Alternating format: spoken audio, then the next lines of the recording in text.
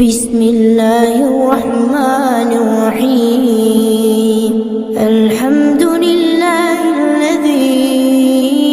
أنزل على عبده الكتاب ولم يجعل له عوجا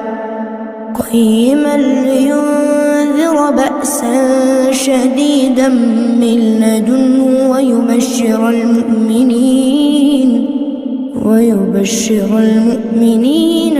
الذين يعملون الصالحات أن لهم أجرا حسنا ماكثين فيه أبدا وينذر الذين قالوا اتخذ الله ولدا ما لهم به من علم ولا لآبائهم كبرت كلمة تخرج من أفواههم إن يقولون إلا كذبا فلعلك باخع نفسك على آثارهم إن لم يؤمنوا بهذا الحديث أسفا إنا جعلنا ما على الأرض زينة لها لنبلوهم أيهم أحسن عملا وإنا لجاعلون ما عليها صعيدا جرزا أم حسبت أن أصحاب الكهف والرقيم كانوا من آياتنا عجبا إذ أوى الفتية إلى الكهف فقالوا ربنا آتنا من لدنك رحمة وهيئ لنا من أمرنا رشدا فضربنا على آذانهم في الكهف سنين عددا ثم بعثناهم لنعلم أي الحزبين أحصى لما لبثوا أمدا نحن نقص عليك نبأهم بالحق إنهم فتية آمنوا بربهم وزدناهم هدى وربطنا على قلوبهم إذ قاموا فقالوا ربنا رب السماوات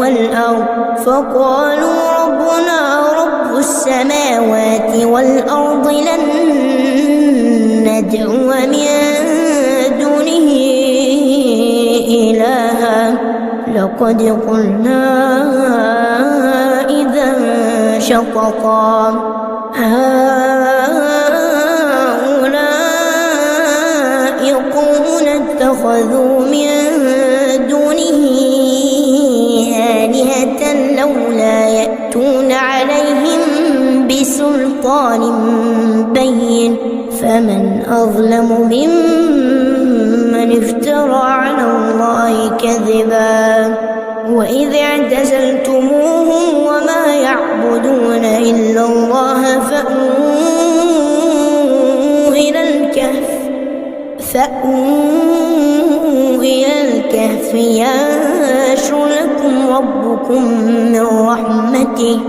ينشر لكم ربكم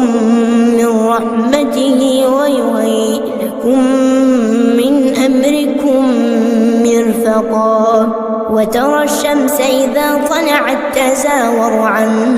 كهفهم ذات اليمين وإذا غربت تقرضهم ذات الشمال وهم في فجوة منه ذلك من آيات الله من يهد الله فهو المهتد ومن يضلل فلا تجد له وليا مرشدا وتحسبهم أيقاظا وهم رقود ونقلبهم ذات اليمين وذات الشمال وكلبهم باسط ذراعيه بالوصيد لو اطلعت عليهم لولوا ورأيت منهم رعبا وكذلك بعثناهم ليتساءلوا بينهم قال قائل منهم كم لبثتم قالوا لبثنا يوما أو بعض يوم قالوا ربكم أعلم بما لبثتم فابعثوا أحدكم بورقكم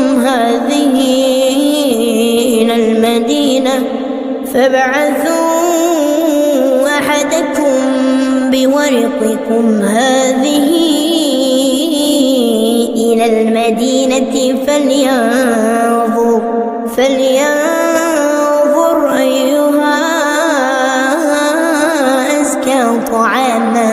فليأتكم برزق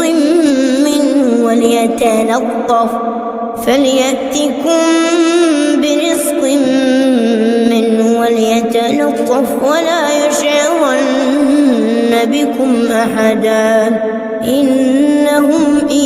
يظهروا عليكم يرجموكم أو يعيدوكم في ملتهم ولن تفلحوا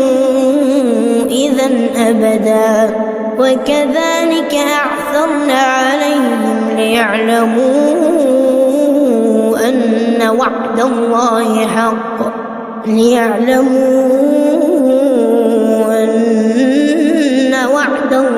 حق وأن الساعة لا ريب فيها إذ يتنازعون بينهم أمرهم فقالوا ابنوا عليهم بنيانا ربهم أعلم بهم قال الذين غلبوا على أمرهم لنتخذن عليهم مسجدا سيقولون ثلاثة رابعهم كلبهم ويقولون خمسة سادسهم كلبهم رجما بالغيب ويقولون سبعة وثامنهم كلبهم قل ربي أعلم بعدتهم ما يعلمهم إلا قليل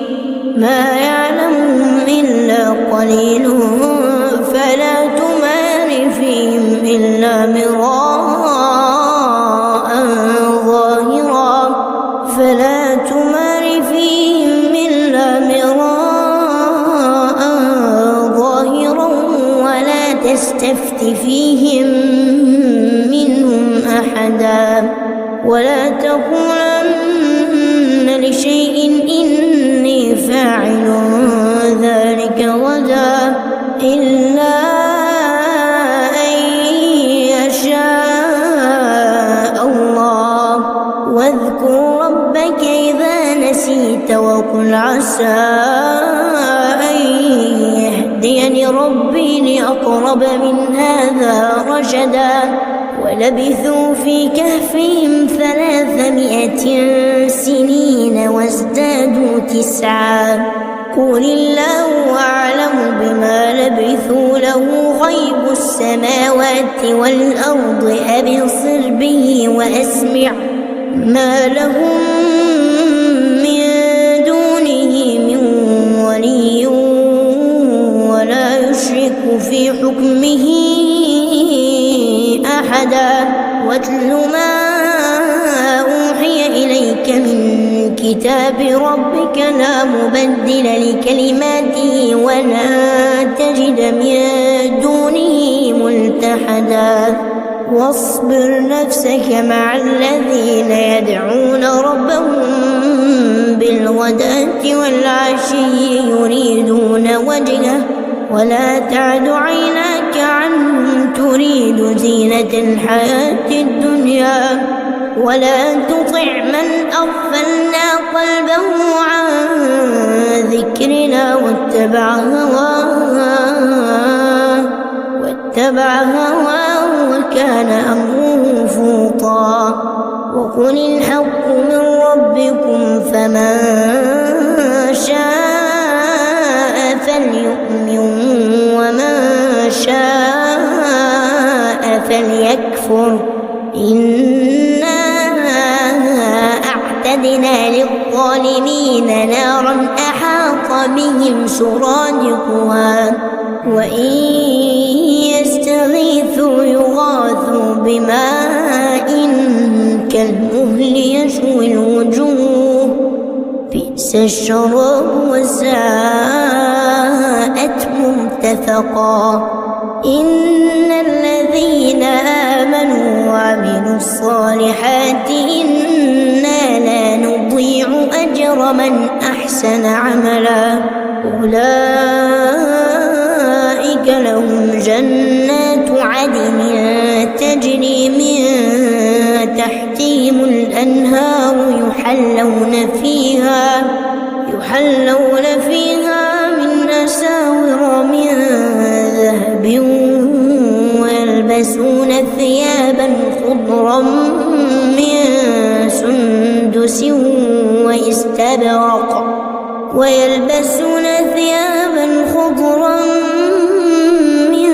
سندس واستبرق متكئين فيها على الأرائك نعم الثواب وحسنت مرتفقا. واضرب لهم مثلا رجلين جعلنا لأحدهما جنتين من أعناب وحففناهما بنخل وجعلنا بينهما زرعا. كلتا الجنتين آتت أكلها ولم تظلم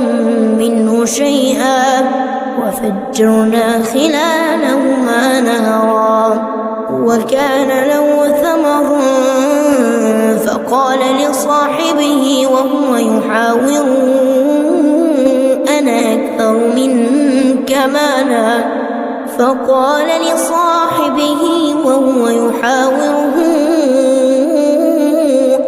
أكثر منك مالا وأعز نفرا. ودخل جنته وهو ظالم لنفسه قال ما أظن أن تبيد هذه أبدا وما أظن الساعة قائمة ولئن رددت إلى ربي لأجدن خيرا منها منقلبا. قال له صاحبه وهو يحاوره أكفرت بالذي خلقك من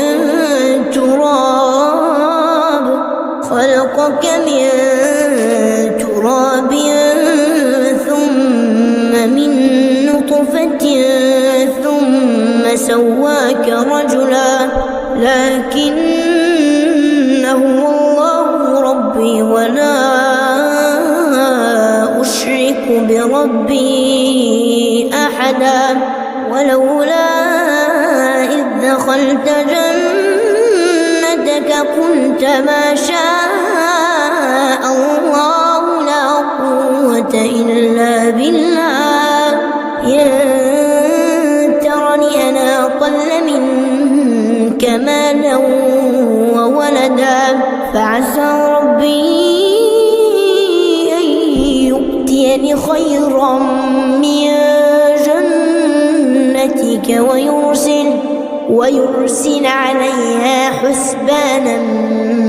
من السماء فتصبح صعيدا زلقا أو يصبح ماؤها غورا فلن تستطيع له طلبا. وأحيط بثمره فأصبح يقلب كفيه على ما أنفق فيها وهي خاوية على عروشها يشرك بربه أحدا ولم تكن له فئة ينصرونه من دون الله وما كان منتصرا هنالك الولاية لله الحق هو خير ثوابا وخير عقبا واضرب لهم مثل الحياة الدنيا كماء أنزلناه من السماء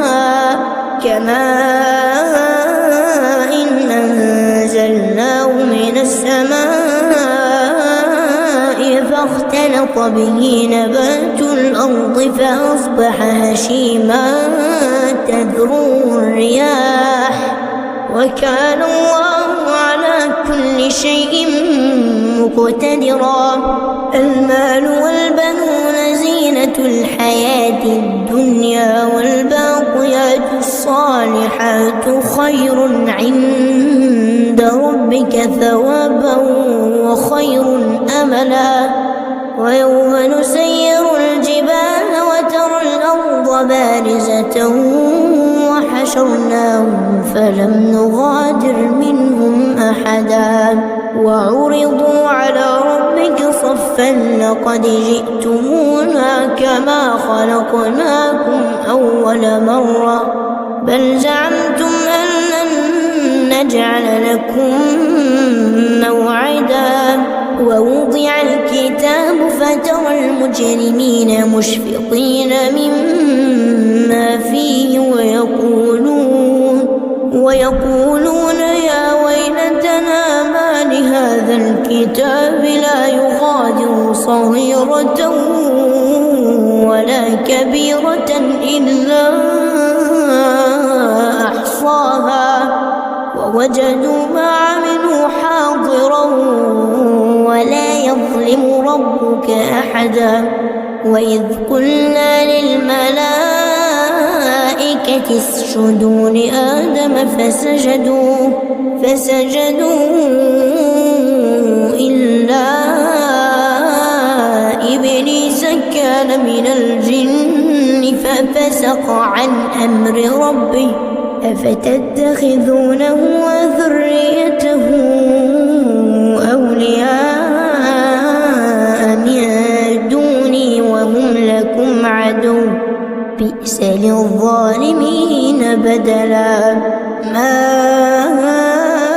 أشهدتهم خلق السماوات والأرض ولا خلق أنفسهم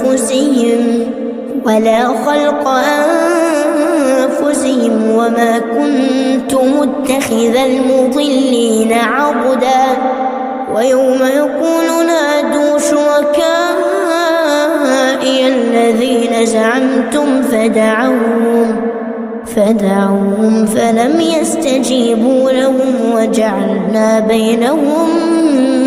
موبقا ورأى المجرمون النار فظنوا أنهم مواقعوها ولم يجدوا عنها مصرفا ولقد صرفنا في هذا القرآن للناس من كل مثل وكان الإنسان أكثر شيء جدلا وما منع الناس أن يؤمنوا إذ جاءهم الهدى ويستغفروا ربهم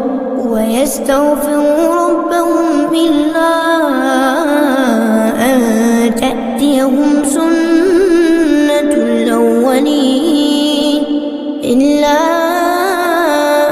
أن تأتيهم سنة الأولين أو يأتيهم العذاب قبلا وما نرسل المرسلين إلا مبشرين ومنذرين ويجادل الذين كفروا بالباطل ليدحضوا به الحق واتخذوا آياتي وما أنذروا هزوا ومن أظلم بآيات ربه فأعرض عنها ونسي ما قدمت يداه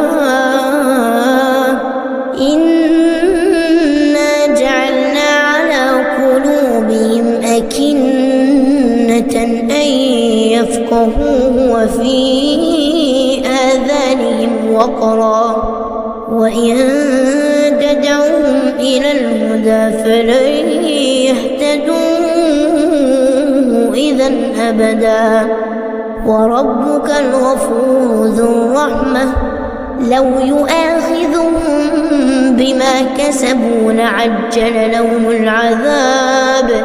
بل لهم موعد لن يجدوا من دونه موئلا وتلك القرى أهلكناهم لما ظلموا وجعلنا لمهلكهم موعدا وإذ قال موسى لفتاه لا أبرح حتى أبلغ مجمع البحرين أو أمضي حقبا فلما بلغا مجمع بينهما نسيا حوتهما فاتخذ سبيله في البحر سربا فلما جاوزا قال لفتاه آتنا غداءنا لقد لقينا من سفرنا هذا نصبا قال أرأيت إذ أوينا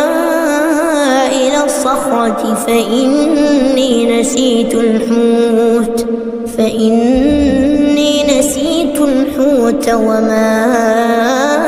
أنسانيه إلا الشيطان أن أذكره واتخذ سبيله في البحر عجبا قال ذلك ما كنا نبغ فارتد على آثارهما قصصا فوجدا عبدا من عبادنا آتيناه رحمة من عندنا وعلمناه من لدنا علما قال له موسى هل أتبعك على أن تعلمني مما علمت رشدا قال إنك لن تستطيع معي صبرا وكيف تصبر على ما لم تحط به خبرا قال ستجدني إن شاء الله صابرا ولا أعصي لك أمرا قال فإن اتبعتني فلا تسألني عن شيء حتى أحدث لك منه ذكرا فانطلقا حتى إذا ركبا في السفينة خرقها قال أخرقتها لتغرق أهلها لقد جئت شيئا إمرا قال لم أقل إنك لن تستطيع معي صبرا قال لا تؤاخذني بما نسيت ولا ترهقني من أمري عسرا فانطلقا حتى إذا لقيا غلاما فقتله قال أقتلت نفسا زكية بغير نفس لقد جئت شيئا نكرا قال ألم أقل لك إنك لن تستطيع معي صبرا قال إن سألتك عن شيء بعدها فلا تصاحبني قد بلغت من لدني عذرا فانطلقا حتى إذا أتيا أهل قرية استطعما أهلها فأبوا أن يضيفوهما فوجدا فيها جدارا يريد أن ينقض فأقامه قال لو شئت لاتخذت عليه أجرا قال هذا فراق بيني وبينك سأنبئك بتأويل ما لم تستطع عليه صبرا أما السفينة فكانت لمساكين يعملون في البحر فأردت أن أعيبها وكان وراءهم ملك يأخذ كل سفينة غصبا وأما الغلام فكان أبواه مؤمنين فخشينا أن يرهقهما طغيانا وكفرا فأردنا أن يبدلهما ربهما خيرا منه زكاة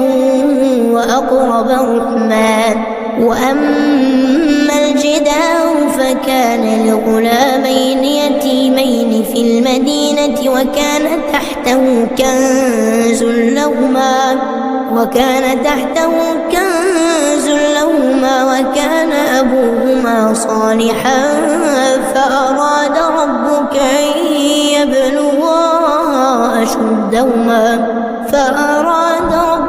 أن يبلغا أشدهما ويستخرجا كنزهما رحمة من ربك وما فعلته عن أمري ذلك تأويل ما لم تسطع عليه صبرا ويسألونك عن ذي القرنين قل سأتلو عليكم منه ذكرا إنا مكنا له في الأرض وآتيناه من كل شيء سببا فأتبع سببا حتى إذا بلغ مغرب الشمس وجدها تغرب في عين حمئة ووجد عندها قوما قلنا يا ذا القرنين إما أن تعذب وإما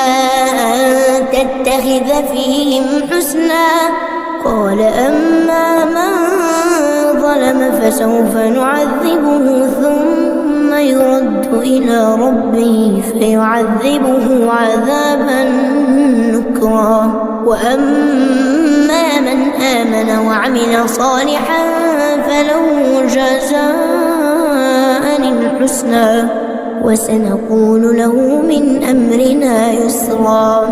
ثم أتبع سببا حتى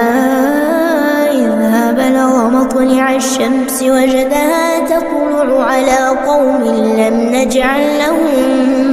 من دونها سترا كذلك وقد أحطنا بما لديه خبرا ثم أتبع سببا حتى إذا بلغ بين السدين وجد من دونهما قوما لا يكادون يفقهون قولا قالوا يا ذا القرنين إن يأجوج ومأجوج مفسدون في الأرض فهل نجعل لك خرجا على أن تجعل بيننا وبينهم سدا قال ما مكني فيه ربي خير فاعينوني بقوة أجعل بينكم وبينهم ردما آتوني زبر الحديد حتى إذا ساوى بين الصدفين قال انفخوا حتى إذا جعله نارا قال آتوني أفرغ عليه قطرا فما استطاعوا أن يظهروه وما استطاعوا له نقبا قال هذا رحمة من ربي فإذا جاء وعد ربي جعله دكاء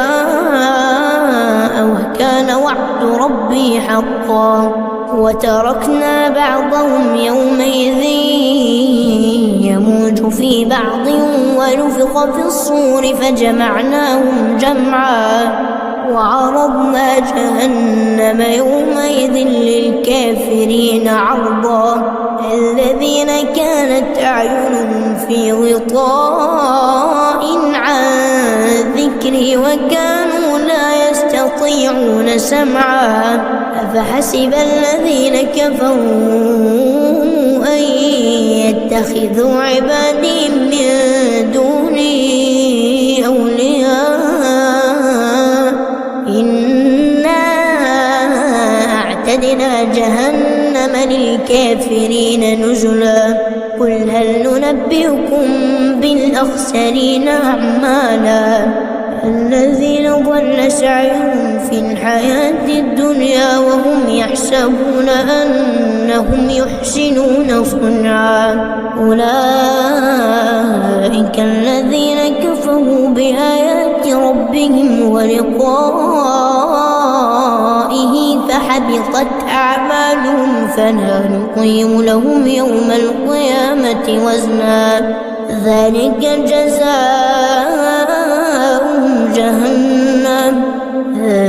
جزاؤهم جهنم بما كفروا واتخذوا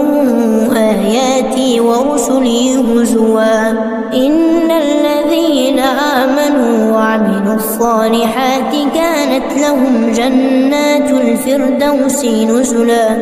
خالدين فيها لا يبغون عنها حولا قل لو كان البحر مدادا لكلمات ربي لنفد البحر قبل أن تنفد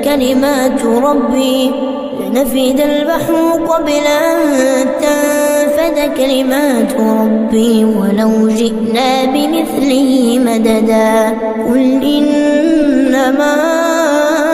أنا بشر مثلكم يوحى إلي أنما إلهكم إله واحد فمن كان يرجو لقاء ربه فليعمل عملا صالحا ولا يشرك بعبادة ربه